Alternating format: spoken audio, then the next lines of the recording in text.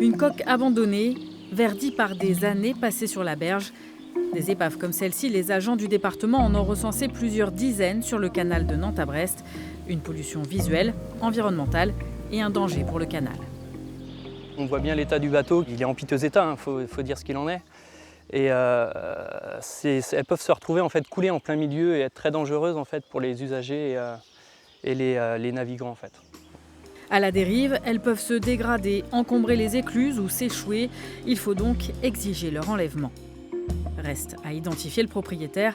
Ces bateaux sont souvent non immatriculés, d'autres simplement négligés.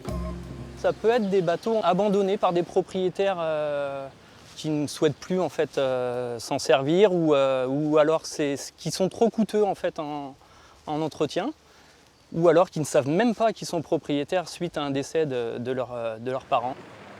L'entretien d'un bateau coûte de quelques centaines à quelques milliers d'euros par an.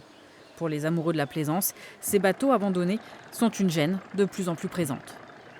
Ça a toujours été, mais alors forcément, au fil des ans, il y a de plus en plus de bateaux. Au-delà de la pollution que ça engendre dans le canal, il y a, là on peut le voir derrière nous, des bateaux qui sont encore morts depuis des années, plus de 10 ans certains, sans bouger, sans jamais naviguer. Et ils sont là, ils occupent une place, alors qu'il y a des listes d'attente dans tous les ports. Et certains aimeraient bien avoir une place encore mort ici ou à quai, à Garouette.